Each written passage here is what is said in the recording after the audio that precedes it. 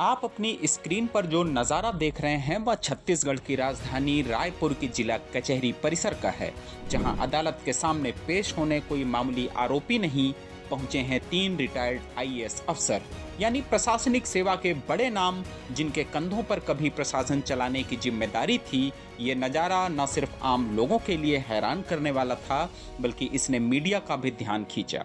आइए जानते हैं आखिर यह नौबत क्यों आई। सबसे पहले बात करते हैं डॉक्टर आलोक शुक्ला की। ये वही आलोक शुक्ला हैं जो छत्तीसगढ़ और केंद्र सरकार में बड़े पदों पर रहे, लेकिन आज वो चर्चित नान घोटाले मामले में रायपुर की ईडी कोर्ट में सरेंडर करने पहुंचे। इस घोटाले में प्रवर्तन निदेशालय यानी ईडी ने मनी लॉन्ड्रिंग की जांच शुरू की थी, जिसमें उनका नाम सामने आया था। सुप्रीम कोर्ट ने उनकी जमानत खारिज कर दी और अब उन्हें कोर्ट के सामने हाजिर होना पड़ा। आलोक शुक्ला नान घोटाले के समय खाद्य सचिव थे और भूपेश बघेल की सरकार में स्वास्थ्य, शिक्षा जैसे बड़े विभागों की जिम्मेदारी भी संभाल चुके थे। रिटायर होने के बाद उन्हें अहम जिम्मेदारियां दी गई थीं, लेकिन आज वो कानून के सामने जवाब दे रहे हैं। अब बात करते हैं रिटायर्ड आईएएस निरंजन दास की। ये छत्तीसगढ़ के शराब घोटाले में फंसे हैं। ईओडब्ल्यू यानी आर्थिक अपराध शाखा ने उन्हें गिरफ्तार किया। आरोप है कि आबकारी आयुक्त रहते हुए निरंजन दास ने कभी सिंडिकेट को फायदा पहुंचाया था। इस समूह ने शराब की दुकानों में बिना हिसाब के शराब बेच डाली, गलत तरीके से अफसरों के तबादले किए और शराब नीति में हेरफेर की। ईओडब्ल्यू का कहना है कि इसके बदले निरंजन दास को हर महीने 50 लाख रुपए मिलते थे।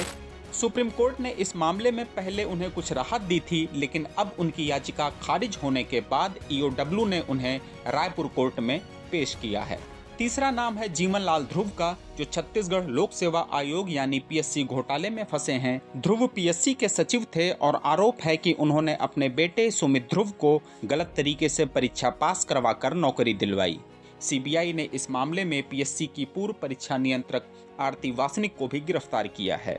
जांच में सामने आया कि इस घोटाले में पीएससी के तत्कालीन चेयरमैन टामन सिंह सोनवानी भी शामिल थे, जिन्हें पहले ही गिरफ्तार किया जा चुका है।